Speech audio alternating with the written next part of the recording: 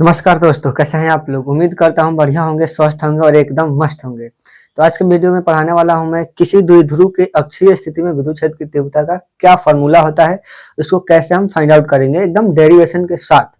तो वीडियो में लास्ट तक बने रहिएगा, तभी जाके ये टॉपिक समझ में आएगा। और ये टॉपिक बोर्ड एग्जाम के दृष्टि से बहुत ही इंपॉर्टेंट है, क्योंकि ये हर साल 2 से 3 नंबर में बोर्ड एग्जाम में आता है। ठीक है, तो आइए देखते हैं कि किसी द्विध्रुव के अक्षीय स्थिति में विद्युत क्षेत्र की तीव्रता का क्या सूत्र होता है।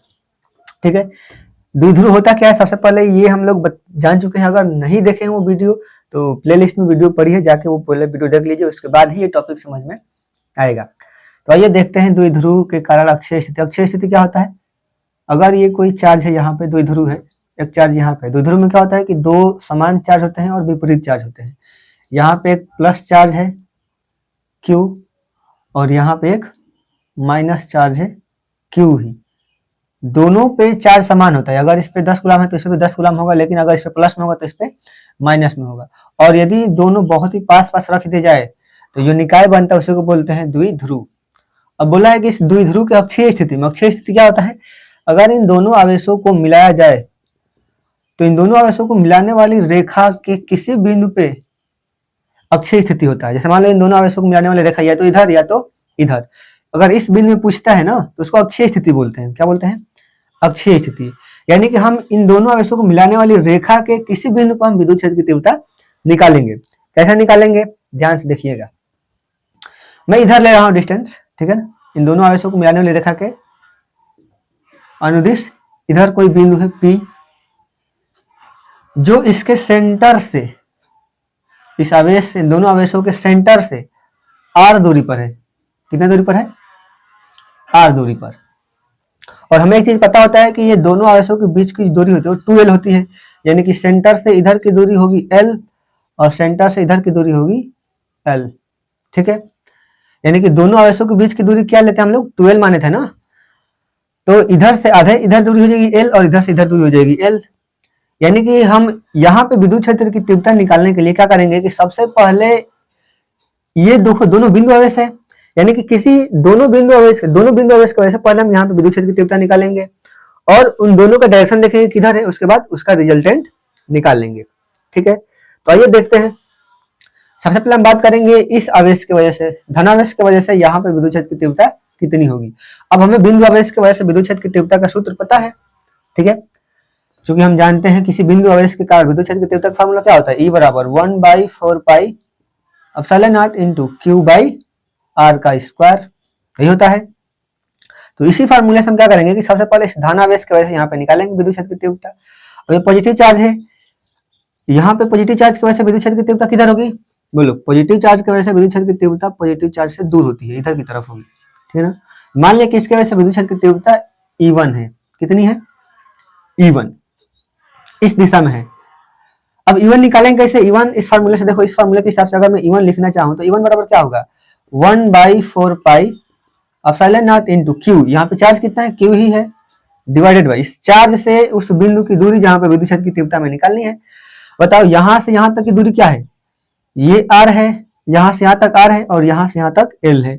यानी कि अगर मैं यहां से यहां तक टोटल दूरी पूछूं तो कितना होगा, ये L और प्लस ये R, यानी कि दूरी हो जाएगा R प्लस L, और इसका स्क्वायर है तो इसका भी स्क्वायर कर देंगे, कोई दिक्कत। इसको मान लेंगे समीकरण नंबर 1, कोई दिक्कत यहां तक, बिल्कुल भी नहीं। अब इस वजह से, इसके वजह से यहाँ पे हम लोग विद्युत क्षेत्र की तीव्रता ज्ञात कर चुके, इतना है। अब बात करेंगे इस चार्ज की वजह से, निगेटिव चार्ज की वजह से। और तो ये निगेटिव चार्ज की वजह से यहाँ पे इलेक्ट्रिक फील्ड किधर होगी, ऋणावेश, और ऋणावेश की वजह से ऋणावेश की ही दिशा में होता है विद्युत क्षेत्र की तीव्रता, इधर की तरफ होगा। मान लिया कि ये विद्युत क्षेत्र की तीव्रता E2 है। कितना है, E2। अब E2 निकालेंगे कैसे, इसी फार्मूले से देखेंगे हम लोग। E2 बराबर क्या हो जाएगा, देखो फार्मूले, सेम फार्मूले से हम यूज करेंगे, 1/4 पाई एप्सिलॉन नॉट इनटू, यहाँ पे चार्ज कितना है, Q ही है।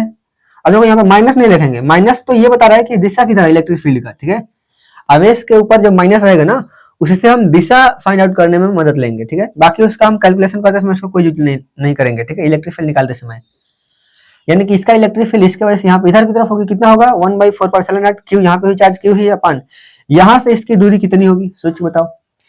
इस आवेश से इस बिंदु के बीच की दूरी कितनी होगी, देखो इसके केंद्र से ये वाली दूरी कितनी है, r है और ये दूरी मुझे पता है कि l है, तो हमें बस यही ना दूरी चाहिए, तो ये दूरी एक्स्ट्रा इसको निकाल देंगे, यानी कि पूरे r में से यहाँ तक r है और ये l है, यानी कि इस पूरे r में से मैं इसको निकाल दूंगा तो यही तो बचेगा।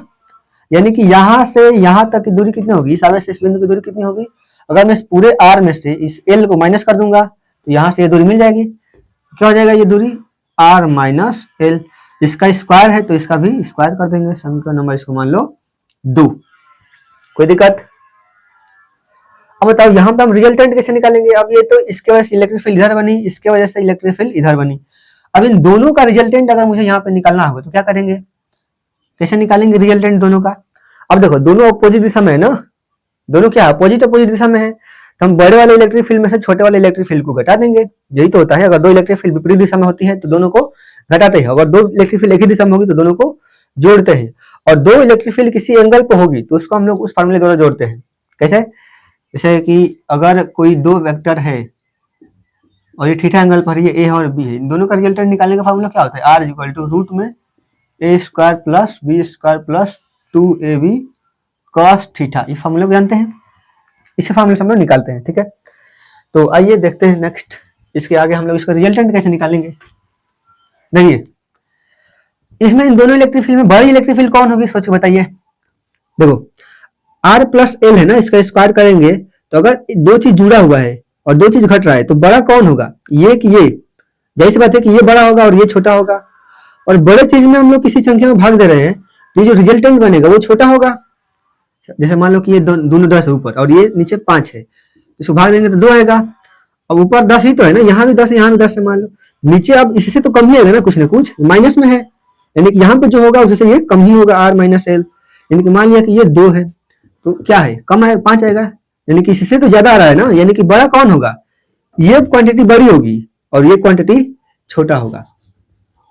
आई बात समझ में, यानी कि बड़ा कौन होगा ये E2 और छोटा कौन होगा E1, यानी कि E अगर नेट मुझे निकालना होगा E नेट तो क्या करेंगे, E2 माइनस E1 करेंगे, वेक्टर E2 माइनस E1। कोई दिक्कत, बोलिए। हमने E2 में से ही E1 को क्यों घटाया, क्योंकि E2 बड़ा है, E2 क्या है, बड़ा है। क्यों बड़ा है, क्योंकि इसका न्यूमरेटर छोटा है। ठीक है ना, जिस संख्या का न्यूमरेटर छोटा होता है वो बड़ा होता है। ठीक है ना, क्योंकि ऊपर दोनों का तो सेम संख्या है ना, ऊपर क्या है, क्यों यहाँ भी है, क्यों यहाँ भी है, लेकिन यहाँ पे दोनों क्या है, ये छोटा है और ये बड़ा है, तो बड़ा चीज में भाग देंगे तो यहाँ पे छोटा आएगा और छोटे चीज में इसमें भाग देंगे तो यहाँ पे चीज बड़ी आएगी। आई बात समझ में, यानी कि E2 माइनस हम लोग E1 करेंगे तो E नेट कितना हो जाएगा, E बराबर बोलो E2 कितना है 1/4 पाई epsilon not into Q divided by R minus L का होल स्क्वायर, फिर माइनस E1 कितना है 1/4 पाई एप्सिलॉन नॉट Q बटा में R प्लस L का होल स्क्वायर। यहां तक किसी को कोई दिक्कत, बोलिए, आगे चला जाए। ठीक, अब देखिए यहाँ पे ध्यान से, इसमें Q/4 पाई एप्सिलॉन नॉट यहाँ भी है, Q/4 पाई एप्सिलॉन नॉट यहाँ भी है, तो दोनों में से कॉमन लेंगे हम लोग, Q/4 पाई एप्सिलॉन नॉट। क्या बचेगा यहाँ पे, यहाँ बचेगा 1/r माइनस एल का होल स्क्वायर, और माइनस बीच में है तो माइनस लिखेंगे यहाँ पे। यहाँ पे क्या बचेगा 1/r प्लस एल का होल स्क्वायर। यहां तक कोई दिक्कत, बोलिए, बिल्कुल भी नहीं। आइए अब देखो इसको क्रॉस मल्टीप्लाई कर देंगे, अगर ऐसा है ना 1/a माइनस का 1/b, तो हम इसको क्रॉस मल्टीप्लाई कर देंगे इन दोनों को आपस में, क्या, इसको इधर भेजेंगे b और माइनस इसको इधर भेजेंगे a और डिवाइडेड बाई, इन दोनों को आपस में मल्टीप्लाई कर देंगे a इंटू b। तो इस टेक्निक से इसको सोल्व करेंगे हम लोग।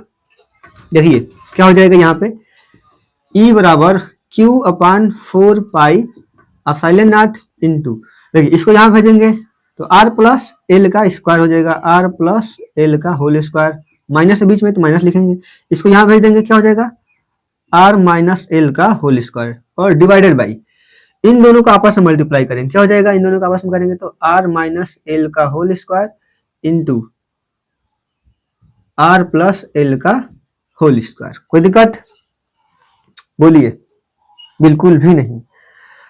अब देखिए इसको क्या करेंगे हम लोग आगे, इसको यहां तक पहले नोट कीजिए, स्क्रीनशॉट ले लीजिए, उसके बाद मैं आगे बता रहा हूं। यहाँ पे हो गया, देखिए इसको मिटा दे रहा मैं। अब हम इसको कैसे कैलकुलेट करेंगे, ध्यान से देखिए। देखिए इसको हम लोग तोड़ेंगे ए प्लस बी के होल स्क्वायर पर, और इसको भी तोड़ेंगे ए माइनस बी के होल स्क्वायर पर। ये यहाँ पे तोड़ते हैं तो क्या हो जाएगा, ई बराबर Q upon 4 pi epsilon not into में, इसको हम लोग तोड़ेंगे प्लस बी के होल स्क्वायर पर तो क्या हो जाएगा, R square plus L square plus 2r into L होगा। इसको बीच में माइनस है तो माइनस लिखेंगे, इसको ए माइनस बी के होल स्क्वायर पर तोड़ेंगे तो क्या हो जाएगा, R square plus L square minus 2r into L. कोई दिक्कत।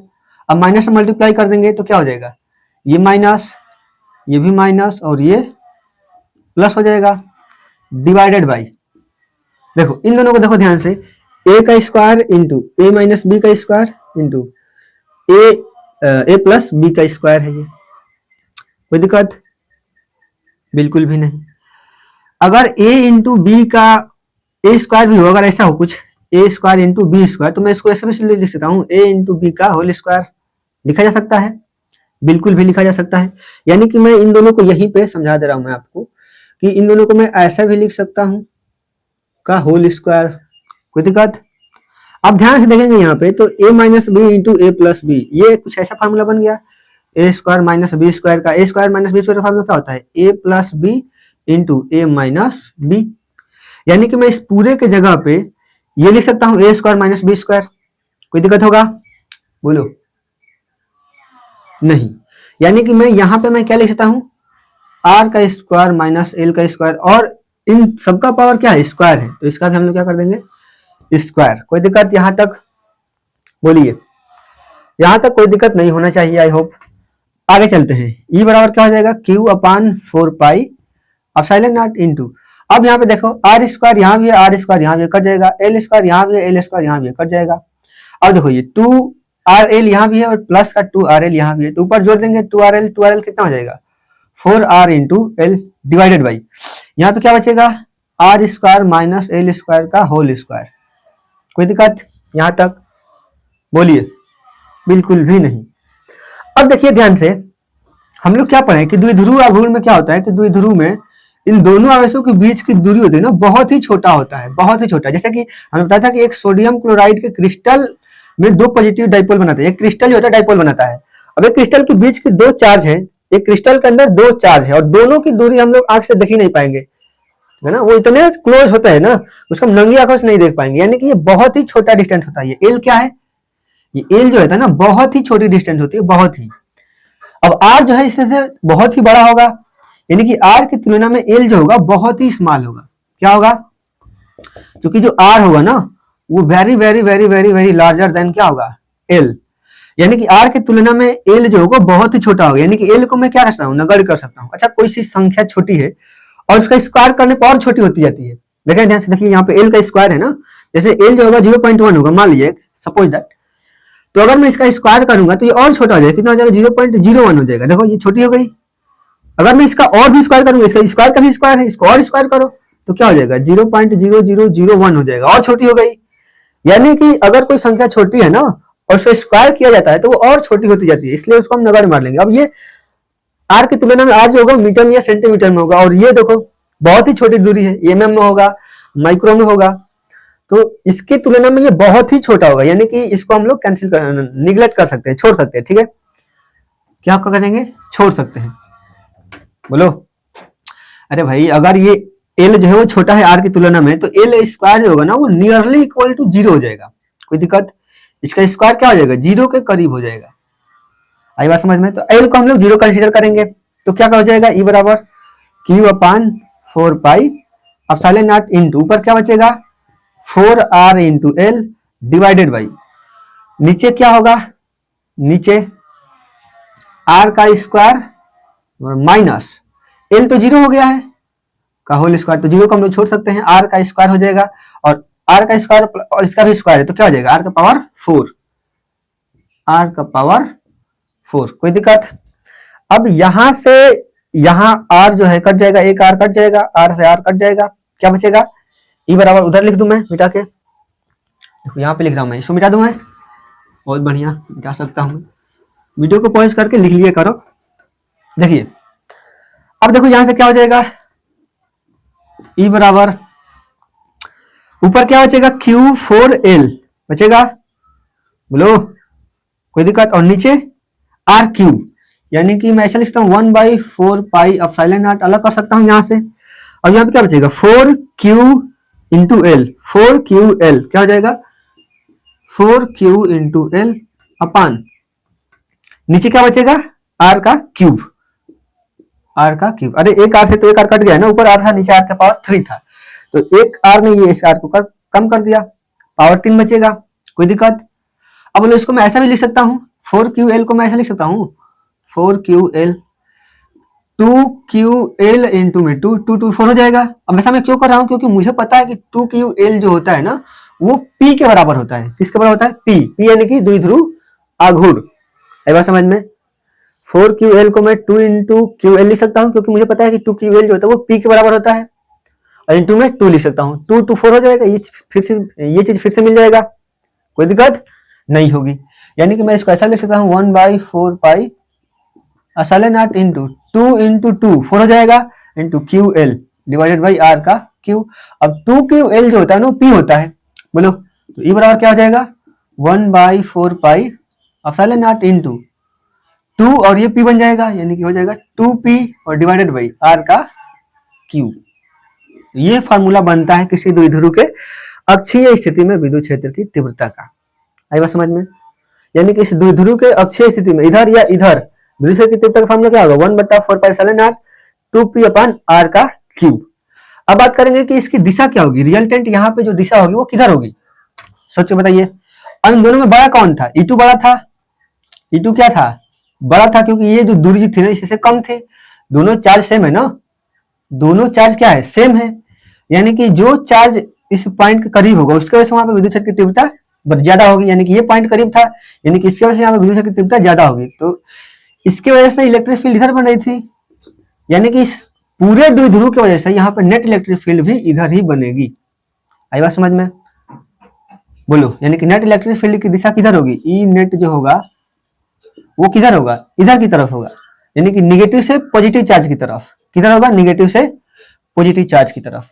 अगर इन दोनों आवेशों के वजह से निगेटिव चार्ज की दिशा में पूछ रहे हैं तब यहाँ पे, अगर यही चीज मैं इन दोनों आवेशों के इधर पूछता ना इधर, तो अब इसके वजह से यहाँ पे इलेक्ट्रिक फील्ड ज्यादा होती, कौन ज्यादा होता है ये ज्यादा होता, क्योंकि इसके वजह से ये पॉइंट करीब होता और इसके वजह से दूर होता, तो इसके वजह से इलेक्ट्रिक फील्ड इधर होती, नेट इलेक्ट्रिक फील्ड ज्यादा इधर होती ना क्योंकि धनावेश है, और इसके वजह से इधर बनती, तो इसका रिजल्टेंट इस दिशा में होता, निगेटिव से पॉजिटिव की तरफ ही होता, आई बात समझ में।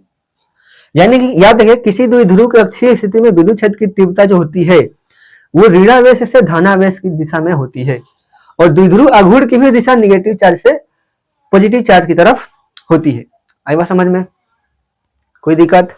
यहां तक पहले नोट करो, उसके बाद मैं आगे बता रहा हूं इसके बीच में ग्राफ ई और आर के बीच में ग्राफ क्या होगा, नोट कर लो इसको, नोट कर लिए, मिटा दू, देखो ये मिटा दे रहा हूं मैं,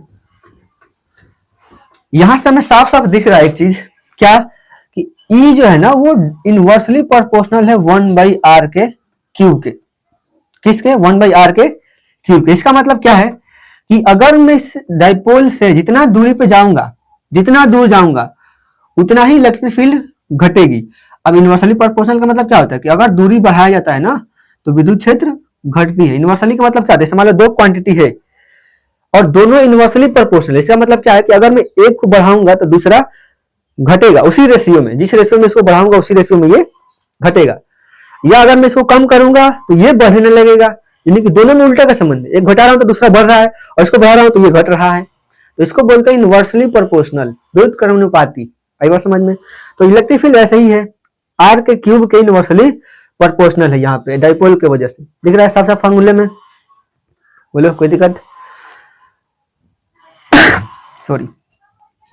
तो अगर मैं इसका ग्राफ बनाना चाहूं तो अगर मान लो कि ये आर है और ये ई है, तो क्यू है ना, ये क्यू का मतलब कि जितना ही हम दूरी बढ़ाएंगे उतना ही इलेक्ट्रिक फील्ड घटेगी, यानी कि कुछ इसका ग्राफ ऐसे होगा, कोई दिक्कत बोलो, आई समझ में। यानी कि याद रखने वाली बात केवल ये है और ये है, यहाँ पे अगर किसी डाइपोल के वजह से इलेक्ट्रिक फील्ड पूछा जाए तो कितना होगा, E बराबर 1/4πε0 2p/r3। कहाँ पे, अक्षीय स्थिति में, कहाँ पे, अक्षीय स्थिति में दिशा क्या होगी विद्युत क्षेत्र की तीव्रता का, तो निगेटिव चार्ज से पॉजिटिव चार्ज की तरफ। अगर यहाँ पे देखा जाए तो यहाँ पे इसके वजह से इलेक्ट्रिक फील्ड ज्यादा थी, यानी कि इधर की तरफ थी, निगेटिव चार्ज है तो इधर की तरफ थी, और इसके वजह से इलेक्ट्रिक फील्ड इधर थी। ज्यादा कौन था, E2 था, क्योंकि इसके इस वजह से यहाँ पे पॉइंट करीब था, इस चार्ज से बिंदु करीब था ना, तो इसके वजह से यहाँ पे इलेक्ट्रिक फील्ड ज्यादा होगा, और इसके वजह से इस दिशा में बन रहा है, तो नेट भी इसी दिशा में बनेगा, जो ज्यादा होगा उसी दिशा में नेट इलेक्ट्रिक फील्ड बनेगी। वैसे ही अगर मैं इस चार्ज की वजह से यहाँ पे निकालता इसके इधर, तो ये पॉइंट करीब है इस चार्ज से, यानी कि इसके वजह से यहाँ पे इलेक्ट्रिक फील्ड इधर बनेगी और ज्यादा बनेगी। इस बार E1 क्या होगा, ज्यादा होगा, और इसके वजह से यहाँ पे E2 इधर की तरफ होगा, लेकिन कम होगा क्योंकि इससे ये दूर हो गया है। कोई दिक्कत? यानी कि जो नेट इलेक्ट्रिक फील्ड किधर बनेगी, E1 की दिशा में बनेगी, क्योंकि E1 ज्यादा है, यानी कि इधर की तरफ होगी, और इधर से इधर क्या है, निगेटिव से पॉजिटिव की तरफ होगी, इधर से इधर। आ रही बात समझ में? यानी कि याद करने वाली बात यह है कि किसी भी विद्युत द्विध्रुव की अक्षीय स्थिति में विद्युत क्षेत्र की तीव्रता इतना होता है, और ऋणावेश से धनावेश की दिशा में होता है। कोई बात, कोई दिक्कत है, बोलिए। और इसके बीच में अगर कोई रिलेशन पूछेगा कि किस प्रकार संबंध होता है R में और E में, तो यूनिवर्सली प्रोपोर्शनल होता है R के क्यूब के। कोई दिक्कत? बिल्कुल भी नहीं। तो इसको नोट डाउन कर लीजिए। अगले वीडियो में मैं लेके आऊंगा कि द्विध्रुव के निरक्षीय स्थिति में विद्युत क्षेत्र की तीव्रता क्या होगी, ठीक है। उसके बाद जनरल केस भी हम लोग पढ़ेंगे। तो आज के लिए इतना ही, मिलेंगे नेक्स्ट वीडियो में, तब तक के लिए जय हिंद, राधे राधे।